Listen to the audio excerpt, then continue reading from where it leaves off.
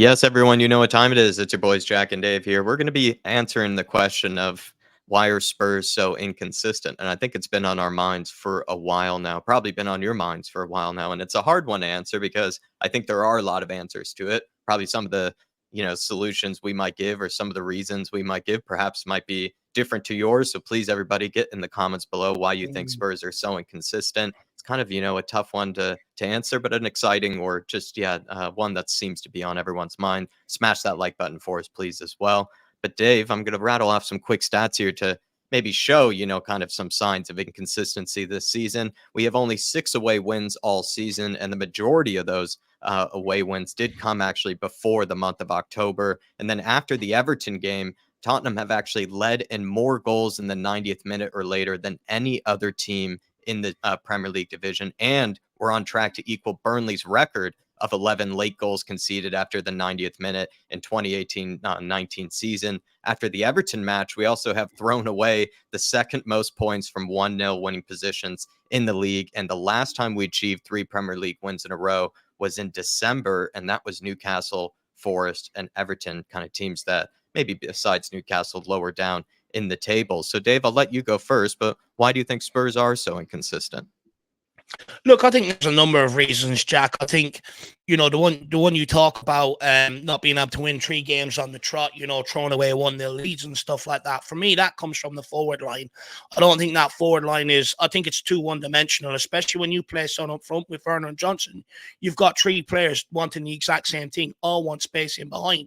And what you're seeing is opposition have copped onto that. When we've had Richarlison up front this season, we got away with it for a large period. But oppositions have really copped onto it lately when the Richarlison hasn't been available. And all they do is sit back, look, go and hunt the ball in the midfield, turn it over, one long ball in behind Tottenham, and they get at us.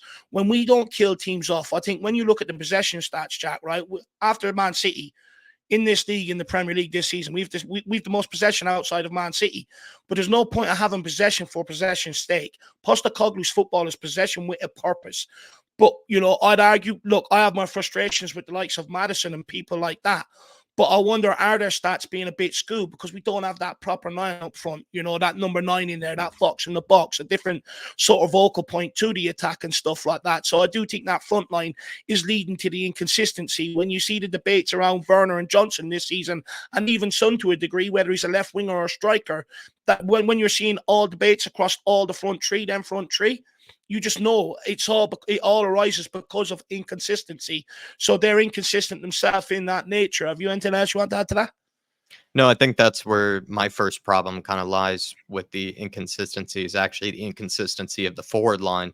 I think, yeah, we can nitpick with other areas, that we will probably bring up at some stage, but the big kind of glaring hole for me is the forward line because I think a lot of the players themselves are kind of the definition of inconsistency. As much as I actually really have liked, kind of the development of Brendan Johnson, I think his, kind of own season has been one of kind of being inconsistent where certain games he really will tear apart a defense and then others kind of forget that he even really played, for the most part. Werner, I think he tries, and tries to make things happen, but that's kind of the point, I think, in the first part, right? Is that we're saying that he's trying. He's not really doing too much to actually kind of blow us away and really make it that convincing. And then when it comes to actually being ruthless, which is, I think, my biggest gripe kind of with the forward line is I just don't think anyone has that real ruthless streak in them other than Sonny, because no one really seems to rate Richarlison. I would kind of put him in there, but not really exactly. At least I do think he has that scorer's instinct more than the rest of kind of the other forward line players. But if you don't even rate Richarlison, then that means we only have one player with even any sort of scorer's instinct whatsoever. And that does leave us with being very heavily reliant on one guy to bury these kind of created chances. And it's also not always going to go to Sonny every time, or it's not always going to go to Richarlison every time. So we find ourselves, I think, with kind of missing opportunities, not taking opportunities when we're being too unselfish. I think Spurs have had that problem of always trying to create the perfect goal instead of just taking the onus themselves and just having a crack and testing the keeper. I mean, how many times have we seen even players kind of pass it on to Sonny thinking that he's going to be the guy to put it away for them when they have the most glaring, kind of angle and position to be able to test the keeper and shoot. We even actually have only the 4th most shots in the league, despite us probably having some of the most possession and some of the most touches, right, in the box and in the final third, really, of any team in the Premier League. Don't get me wrong, fourth most shots is great. It's much better than the Nuno days, but it's still, I don't think, as many as I would like, or as I think it does perhaps support me at least a little bit in that regard. But that's where I kind of start first, Dave, is the fact that we just don't even have that ruthless streak in us. And that would explain even the fact that we've given away so many points from those 1-0 winning positions, because we don't really have actually much of a ruthless forward line other than Sonny, because no one seems to rate Richarlison anyways. And look, I'm a firm believer there will be times in the season, right, you have to rely on a 1-0 and you have to rely on your back line to get you through that, right? I get that.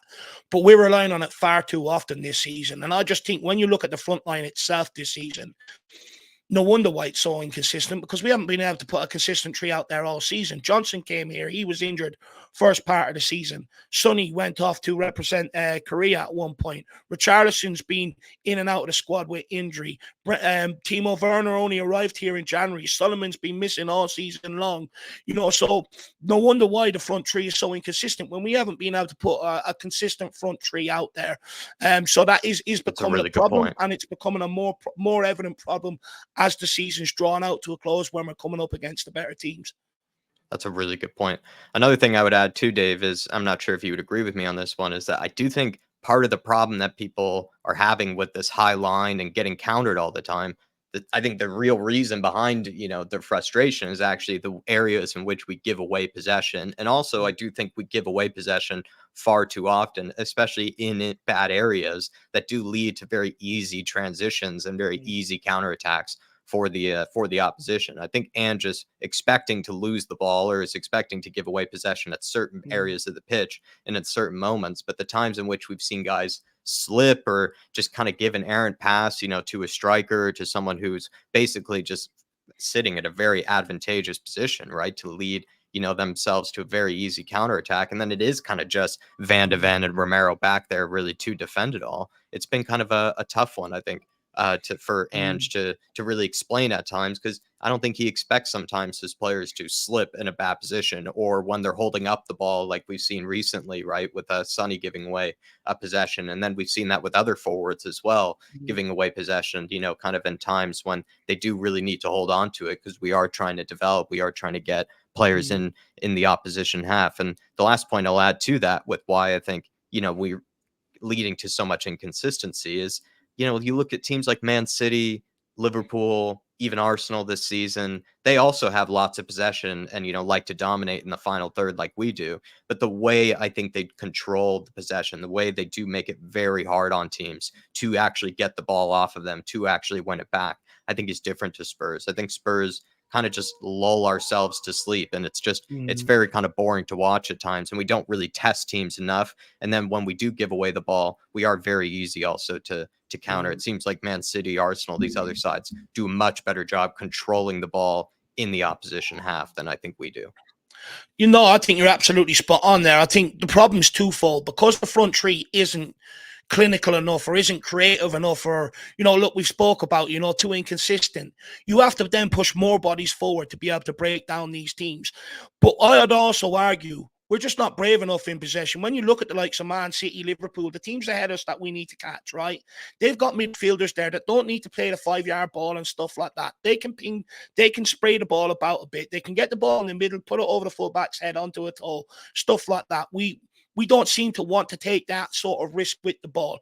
But also, they play balls into the box at different angles. They take shots. They don't just go for the one same type of goal every single time. And that feels like that's exactly what we're doing, or what we have to do when we've got that front three. Because there's no point in putting crosses in there at any height or anything like that from different angles, because you don't have any of them that's going to attack it. So we almost, like you said, we get into a false sense of security. We're not banging down the door like other teams. We're very boring in possession. And that is a huge problem. But because we're so slow in possession, what you actually allowed the team to do, which is the opposition to do, which what they've worked on all week, is getting back, setting up in shape, ready to counter. right? How many times have we picked up the ball with the carrier and like, look, there's 6 of them upfield. We've been playing up against low block all day. Try and hit them on the counter. Try and get them while they've got numbers at the ball, up the field. And what we do is we slow it right down. We allow them to get set right back into their shape. So they're set up again to stifle us, go and hunt the ball when it comes into the middle of the park or out wide, and then go and ping us on the counter. We actually allow them to get set because we're so boring in possession, because everything's 5 yards and stuff like that. If we switched it up a lot more, teams wouldn't have the confidence to go and hunt possession and stuff like that.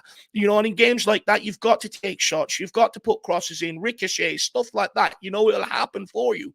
But if you don't bang down the door, all you're doing is playing possession in the opposition half with everyone up on the halfway line, just waiting to be countered.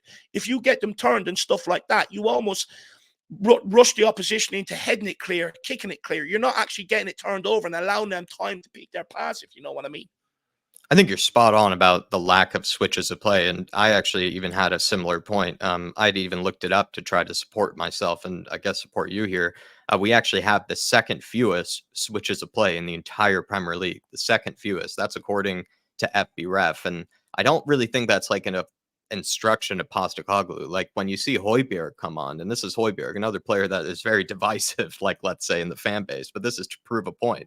When Højbjerg comes on, he's switching play usually the majority of the time. He's actually stretching the opposition. He makes some of those more line breaking passes. He tries to play more of those longer balls to really, take advantage of the players that are hugging the touchline, just waiting for that pass, to take advantage of that space. And it does make you question, right? Like, does that mean then the midfielders that are starting the game, are they not really taking those risks really enough? Because it's not like Højbjerg is coming into an entirely different game or something like that. Sometimes he's being subbed in the first seconds of the second half. It's not like it's that different. And he's coming on and he's switching play and he's testing, more with kind of line breaking passes. So I feel like that's a sign that some of these midfielders and even the team in general need to kind of try to stretch the game more, and that way you see more gaps, you will see more space instead of these 5-6 yard passes like you said amongst themselves that just make it seem even more daunting to try to break down these low blocks and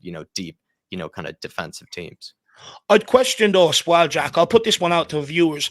Is that a bit of laziness on our players' behalf? Because I have heard Postecoglou was asked on it in a press conference recently. He said, "No, I'm instructing them to shoot. I'm instructing them to be brave." Maddison came out after Newcastle game and said, "We're being told to be brave and stuff like that."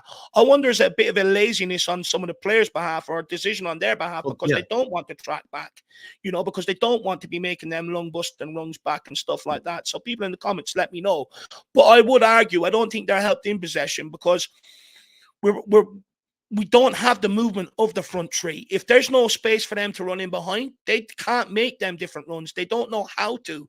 So it sort of almost lures us into having to play these 5-yard balls and stuff like that, which is a bit annoying. But look, that's what I have to say on the front three before we get into the midfield defense and set pieces and stuff.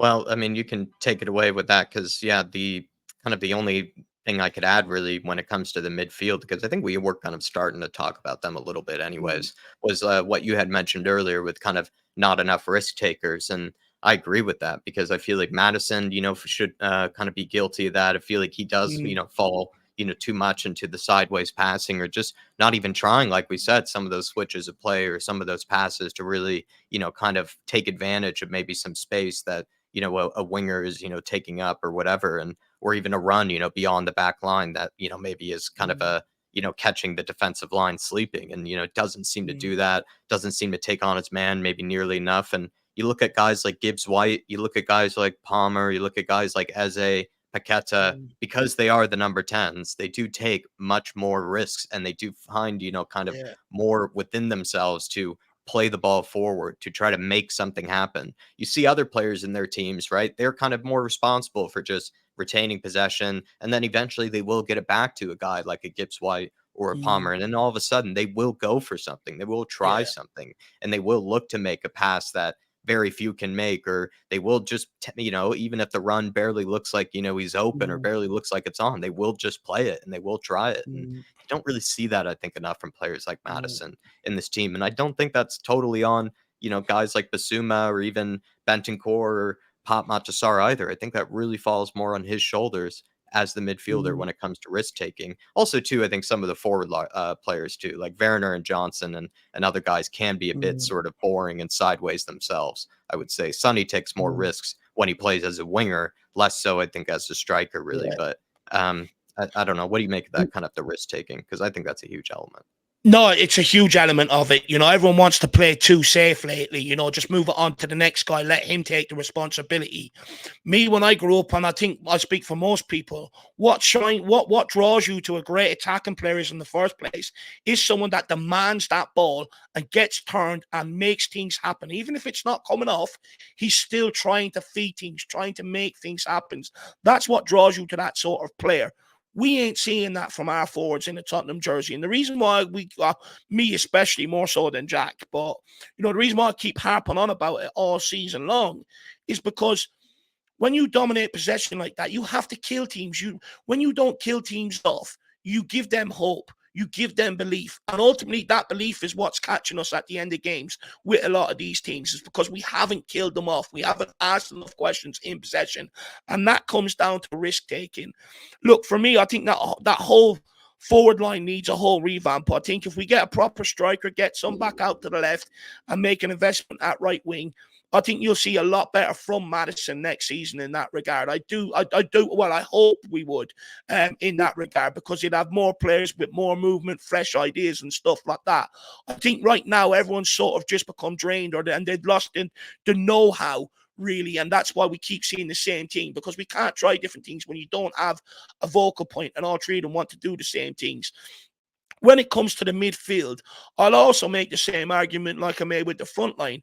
When you had Basuma and Sarr heading off to AFCON, when you've had injuries like we've had, people forget that we had Højbjerg and Skip in that midfield for a third of the season.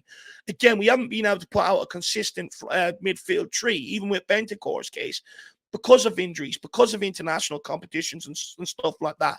So I sometimes question, does Ange know the right combination or the Do blend they have any of that chemistry with each midfield other tree? yet? Yeah, Yeah. do they have enough chemistry enough? Because funny enough, when they played the first 10 games of the season, when we're on that run, you look at Basuma, he's a complete different player in that position than what he is now. In that position, he was getting on the ball, dribbling, running, stuff like that. Complete different to, he's anti-risk now. Maddison getting on the ball, trying to feed stuff. Okay, sometimes it wasn't coming off, but he was trying. Papa Sarr was even getting into the box, getting on the end of things. We don't see that from the midfield coming out the back end of this season. And I do think that has been upheaved by the inconsistent, not being able to put out that consistent sort of midfield tree. And then when you bring Bentancur back, which we didn't have for half of the season, it adds a new dynamic in there, because he is good enough quality to get in there. So Ange has to look at him. And that's why, you're seeing the ups and downs with the midfield. That's why it's been highlighted so much. Same with the forward line. But we all have to remember that this season is all about Ange finding, the players that suit his system, not changing tactics to suit, stuff like that. He's looking here long term. If he wants Tottenham to be on the front foot going into every game, he has to play that relay relentlessly, so the players understand that he's not going to change no matter what. You have no option but to play this way. And if you don't, you're out the door. And that's what this season is about finding the right blend and stuff like that. But look, some would say you probably need another number 6 to come in here, and I do think that would probably push Basuma on to be a lot more confident as well. And I do think once you get that midfield and that forward line right, because with the back 5, the carry on the back 4, I'm okay with that, actually. I think it is strong enough. I think you just need a couple of, squad players or players to come in here and compete with some of them guys. That's a better phrase, and you're fine with that. But where you do need the surgery is that we need to find the right combination with that midfield and get some consistency with it. And same with that forward line. And I think a lot of our problems would be solved. But when you actually look, because I know a lot of people are sort of maybe coming a bit fed up with Ange, maybe starting to question him a lot more. When you actually look at take a step back from being in the Tottenham sort of zone and stuff like that, and you look at what Ange is all about, has he been able to implement it to a certain degree? Yes, he has. Everything works in what we want to be, which is being in the opposition half, which makes a refreshing change from years gone by. But what we're missing now is just a few key pieces of ingredients to really implement it and take it to full effect. And until we get them, you're going to see these inconsistencies. I think you wanted to mention something on set pieces, like as well. Yes. Well, set pieces also leads to it. It's been a huge problem at Tottenham Hotspur for years. You know, we've tried changing personnel, coaching staff, and stuff like that, and it's still not working. You know, when you are vulnerable from set pieces, that's why you see us get caught by like of mid-table teams, lower league teams, because they rely on set pieces. You know, Mm, you sometimes they don't have the quality to be able to play through you and stuff. And especially in modern day football, even if you look at Arsenal, there's a Man City at times, there's a massive emphasis on set pieces now. And I think we need to start maybe getting to grips with that. It's a massive focus in modern day football, these set pieces. All the Brentford players are on bonuses from set pieces, defensively and offensively and stuff like that. So for me, I do think we need to modernize that aspect of the game, get a specialist in here and work with them. And you will concede fewer less goals, and hopefully you'd go and score more on the other end as well. yeah, because you'd also like to think that some of the players that we even have play for national teams where, they defend pretty well from set pieces for the most part. Like Romero, has won a World Cup. You would think he had to deal with a few set pieces, while doing that. And same thing with guys like Udoji, Mickey Van de Ven, etc. in that team. Vicario, I think it's just one weakness for the most part. And, Yeah. it's okay for him, I think, to have one weakness Mm, as a goalkeeper in his first season. And knowing the guy that he is, he's going to absolutely be mm, working on it. I think come the off season and come mm, that time. My last thing I would add, just quickly, Dave, is actually I don't really think there is. During this time of inconsistency, I haven't really seen, that in-game management, not really from, we spoke a lot about our own play and possession, the lack of in-game management. But also, I think when it comes to leadership, right? Like, I think Sonny, as Paul Connor put it perfectly, is a figurehead type captain and leader in that people respect him. Like you have to respect him. He has an illustrious career. He's one of the best mm, players that we've seen in our lifetimes, in a Spurs shirt. And so for them, he's also kind of the symbol of just greatness, right? But does he really have that actual leadership streak in him or that leadership type character in him? I understand he does it for the national team as well, because I think he probably is, again, one of the best candidates for it. Not always are you blessed, I think, with that type of player. He might just be the best player we have mm, for it in the meantime. But we have been missing, I think, that guy that when we have just been kind of lulling ourselves to sleeping games or, getting kind of punched in the mouth and we're seeing our heads drop all of a sudden, we haven't seen that guy really show that sort of kind of mm, real, kind of command of the team to get them back on track before we go to halftime and get the speech from Postacoglu and things like that, and I think that's been the case, though. It's not Sonny's fault. It was the mm, case, I think, when Lloris was, captain. I think even worse, actually, when Lloris was mm, captain. I had made that point in the past, but mm. um, that's another thing I would add, Dave, is just also leadership at times in this team, Yeah, no, look, I completely and agree it's a with you. I young think team fair too, and point. so there's also that problem. Yeah, It's a young team, so it's not all their like, fault, really. but this, look, it's a culture of years gone by as well, right? Where they say all the right things after the games and in this press conferences and all, but don't actually do anything on the pitch in the heat of the battle and make them changes where it can actually matter. People going about Ange Postecoglou's in-game management, but there's also that with the captain, going around to people, pulling more out of them and stuff like that. Son is a great friend to everybody behind the scene, and he's an unbelievable person and character. You see him giving up time to go out to Hotspur Way, sign autographs and stuff like that. He's an absolutely great ambassador in that regard. But in the heat of the battle, we need more. Also, I question, will Son be in that will Son be in Postecoglou's ear coming the summer? Who we signing this summer to take us on a title challenge? Demanding more from the club in that sort of regard. Great captains have always done that down the years as well. Demand more from the club, wanted to know who they're bringing in, so to push this club forward and stuff like that. I'm not sure Sonny has that about him. I'm not sure Madison has that about him, who is the vice captain. So it'd be interesting to see if Postecoglou does make signings this summer. If any of them comes in, they're more vocal, more leadership, and if he has the balls to change it, I do think that would probably help us to a degree as well. Look, even when Harry Kane was here, I'm a huge advocate for him not being captain because I didn't think he was that guy, and I don't think Sonny is either. I think they're both that figurehead category. That's the last little piece of it. But Mm, everyone, I think, there's so many different answers to it. There's so many different angles, and a lot. I think it's one of those where, for the most part, really, I'm not sure if there is really a wrong answer, really, really to it, actually. So let us know in the comments, please, your thoughts on, yeah.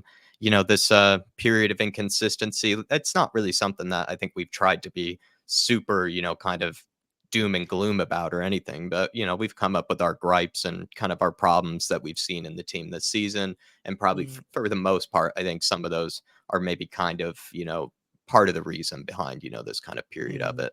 And, we're still very happy to be where we are, competing, this high up the table, and to even, see those three teams above us, who are impeccable teams. The fact that, we could be challenging them at some stage in the near future is a great position to be in. But yeah, we're Probably just to trying to make you come up laugh with just before answers. you end.